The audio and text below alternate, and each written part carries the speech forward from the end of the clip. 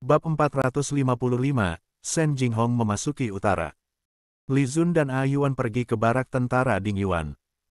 Kemudian meminta Zhong Zining mengirim orang ke kota untuk membeli sejumlah anggur, mencampurnya dengan anggur Longtai, dan membuat lebih banyak untuk memberikan hadiah kepada para tentara. Mengenai uangnya, biarkan dia pergi ke Ji Zongqing untuk memintanya. Setelah memberi instruksi, Li Zun dan A Yuan segera pergi ke kota untuk mencari Shen Lai. Keduanya memasuki kota dan tidak pergi jauh ketika mereka melihat Shen Lai berjalan di jalan dengan sedikit lesu. Di sebelahnya ada seorang pria parubaya yang berpakaian seperti orang kaya, yang terus mengejarnya. "Saudara, bagaimana dengan 100 tael? 100 tael cukup, bukan?" Shen Lai tampak kesal dan berkata, "Aku bilang aku tidak akan menjualnya, aku tidak akan menjualnya." "Tidak, saudara, 100 tael sudah cukup. Tidak bisa lebih tinggi lagi. Aku sudah bilang tidak menjualnya, berapa kali kamu ingin aku mengatakannya?" Shen Lai merasa jengkel dan segera marah. Orang kaya itu segera berhenti mengganggu saat melihat Shen Lai benar-benar marah, tidak berani melanjutkan. Dia hanya melihat gulungan di tangan Shen Lai dengan tampang enggan. Dia belum pernah melihat potret yang begitu realistis. Orang-orang dalam potret itu terlihat seperti orang sungguhan. Itu luar biasa. Shen Lai benar-benar kesal saat ini. Dia mengambil potret buatan Li Zun untuk mencari adiknya, tapi dia tidak bisa menemukannya. Sebaliknya, banyak pembeli mencari untuk membelinya, bersaing untuk membeli potret di tangannya. Yang paling sulit adalah orang ini baru saja sanggup memberikan 100 tael perak. "Apa-apaan ini? Kakak ipar, bagaimana kabarmu?" Li Zun dan A Yuan maju. Li Zun segera bertanya, "Sudahkah kamu menemukan Jinghong?" Shen Lai mendesah, menggelengkan kepala, dan berkata, "Aku menemukan kafilah itu, tetapi orang-orang mengatakan bahwa adikku meninggalkan rombongan begitu mereka memasuki kota. Kemudian aku membawa potret itu ke gerbang utara, dan ternyata adikku mengikuti kafilah menuju utara beberapa hari yang lalu." "Apa?" Wajah Li Zun tiba-tiba menjadi jelek. Apa yang dia lakukan ke utara?" "Aku mendengar dari beberapa prajurit di gerbang kota bahwa adikku tampaknya menjadi penjaga yang disewa oleh kafilah." "Tampaknya dia menjadi penjaga?" Shen Lai menjelaskan dan mendesah. "Jika ingin menjadi penjaga kafilah, apakah di ibu kota tidak ada lagi pekerjaan yang bisa dilakukan?" "Seorang wakil jenderal tentara terlarang yang terhormat, mengapa dia datang ke tempat sialan ini untuk menjadi pengawal? Apalagi, bukankah ini daerah yang kacau balau siap untuk perang kapan saja, ini hanya omong kosong." Shen Lai secara alami sedikit marah di dalam hatinya. Namun, itu adalah adikku. Dia sangat takut sehingga dia tidak bisa benar-benar menyalahkannya. Saat ini, dia sangat khawatir di hatinya. A Yuan segera menghiburnya, "Yang mulia, Tuan Shen, Nona Shen sangat mahir dalam seni bela diri, jadi seharusnya dia baik-baik saja.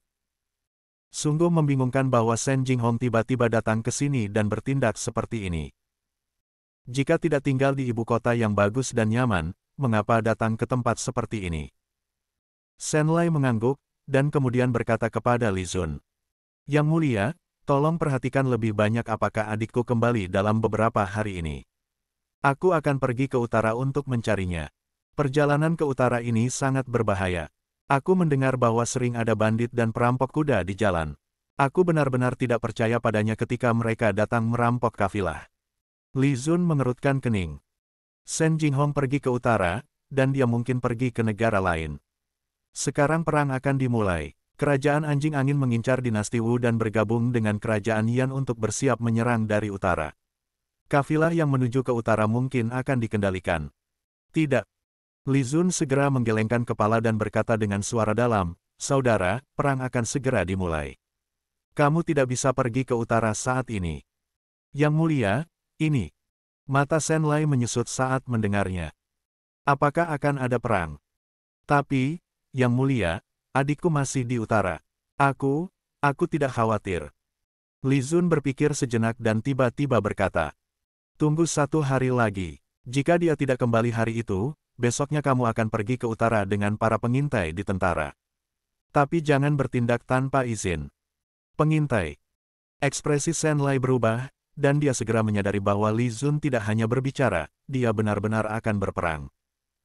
Jika tidak, dia tidak akan mengirim pengintai dengan mudah. Mengirim pengintai adalah langkah pertama untuk mendeteksi situasi musuh, dan itu juga merupakan tanda bahwa perang akan segera dimulai. Ya, Yang Mulia, Shen Lai berkata dengan suara dalam. Meskipun aku khawatir tentang adikku, aku tidak punya pilihan lain sekarang. Li Zun juga mendesah diam-diam. Dia secara alami khawatir tentang Shen Jinghong dan ingin pergi ke utara untuk mencarinya secara pribadi.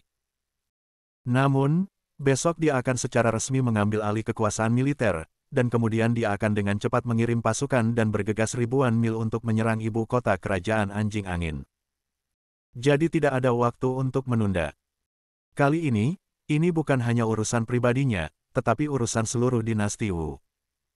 Jika kerajaan Serigala benar-benar ditaklukkan, maka perbatasan utara akan diserang dengan kekuatan besar. Tentara kerajaan Anjing Angin dan kerajaan Yan akan dengan cepat bergerak ke selatan dan mendekati kota Fenghuo. Pada saat itu, bagaimana mungkin hanya 100.000 tentara Zhenbei dan 10.000 tentara Ding Yuan yang bisa menghentikan? Oleh karena itu, kerajaan Serigala tidak bisa dikalahkan. Kembali dulu saja. Li Zun mendesah. Membawa Ayuan dan Shen Lai kembali ke kamp militer. Selanjutnya, dia meminta Ayuan untuk membawa sebotol anggur Longtai dan pergi mencari orang yang berada dalam kegelapan. Jika Lin Qing dan yang lainnya berani bermain trik besok, maka jangan salahkan dia jika harus membunuh. Bab 455 selesai. Bab 456, secara resmi mengambil alih kekuasaan militer. Pagi-pagi sekali, Li Zun terbangun oleh suara seorang utusan di luar kamarnya. Yang Mulia, saya diperintahkan oleh penasihat militer dan 2 jenderal untuk meminta kehadiran Yang Mulia di kamp komandan untuk pengarahan. Li Zun dan Ayuan segera bersiap dan keluar. Li Zun melihat ke arah utusan itu dan bertanya, apakah Perdana Menteri juga berada di kamp komandan? Prajurit itu segera mengangguk dan berkata, ya, Yang Mulia. Li Zun langsung mengerti. Ji Zongqing pasti siap memulai proses transfer kekuasaan militer kepadanya. Baiklah, Li Zun mengangguk dan segera membawa Ayuan ke kamp komandan. Saat mereka melewati lapangan pelatihan, Li Zun melihat bahwa pasukan besar telah berkumpul. Kali ini ada banyak formasi lebih banyak, membentang tak berujung ke segala arah. Tampaknya kekuatan penuh dari 100.000 pasukan telah berkumpul. Li Zun agak terkejut dengan pemandangan megah ini. Ini mengingatkannya pada parade militer yang pernah dia lihat di televisi dalam kehidupan sebelumnya, tetapi melihatnya secara langsung jauh lebih mengesankan. Masuk ke kamp komandan, Li Zun melihat Ji Zongqing mengenakan seragam resmi yang megah, duduk di tempat tertinggi. Lin Qing dan 3 jenderal lainnya duduk di kedua sisi, terlihat jelas muram. Melihat kedatangan Li Zun, keempatnya segera bangkit untuk menyapanya. Salam, Yang Mulia. Dengan ekspresi serius, Ji Zongqing mengeluarkan sebuah dekrit kekaisaran dan mengumumkan dengan lantang, Yang Mulia Pangeran, silakan terima dekrit ini. Li Zun segera berlutut. Lin Qing dan ketiga jenderal lainnya juga berlutut, mata mereka dipenuhi dengan penyesalan. Tentu saja, apa yang seharusnya terjadi akhirnya tiba. Ji Zongqing tampak serius saat membaca dekrit dengan lantang. Dalam tahun ke-51 Wu Lizeng, Kaisar Wu dari dinasti Wu mengeluarkan dekrit. Aku telah mengamati kejadian aneh di utara dan monumen kuno di tepi sungai, yang merupakan tanda kehendak ilahi dan berkah besar bagi dinasti kita. Sebagai kaisar, aku merasakan berkah dari para dewa. Hari ini, aku mengeluarkan dekrit sesuai dengan kehendak ilahi. Aku sekarang secara khusus menunjuk Li Zun, putra ke-6 kaisar, sebagai komandan baru Zhenbei, memimpin 100.000 pasukan di Zhenbei, dan memberinya kewenangan penuh atas militer. Baginda Kaisar panjang umur. Aku menerima dekrit ini. Li Zun mengangkat tangannya, menerima dekrit kekaisaran, lalu berdiri dan mengangkatnya tinggi-tinggi di atas kepalanya. Jenderal Zhang Fang memberi hormat kepada Panglima. Zhang Fang berkata dengan gigi terkatup, memberi hormat dengan sebenar-benarnya hormat. Jenderal Liu Sheng memberi hormat kepada Panglima. Liu Sheng juga menunjukkan ketidakrelaan tetapi tetap memberi hormat. Salam, Panglima. Lin Qing menghela napas pelan dan memberi hormat. Li Zun mengangguk dengan puas dan segera berkata dengan senyuman, kalian bertiga tidak perlu begitu formal. Aku akan sangat mengandalkan dukungan kalian di masa depan. Kami akan mematuhi perintah Panglima. Lin Qing segera menjawab. Bagus. Yang mulia, selamat. Ji Zongqing mengucapkan selamat kepada Li Zun dengan senyuman, lalu melihat ke arah Lin Qing dan yang lainnya, berkata, baiklah, kalian bertiga, tanpa basa-basi lagi, mari segera lakukan serah terima kekuasaan militer di depan semua prajurit. Ya, Lin Qing dan yang lainnya tahu bahwa perlawanan sia-sia dan bekerja sama tanpa ragu. Namun, mereka masih berharap ada tentara yang mungkin keberatan di tempat, membebaskan mereka dari tanggung jawab. Rombongan berjalan keluar dari kamp komandan dan naik ke panggung tinggi di lapangan pelatihan. Para utusan mulai membaca dekrit kekaisaran dengan lantang di tengah-tengah pasukan sambil menunggang kuda.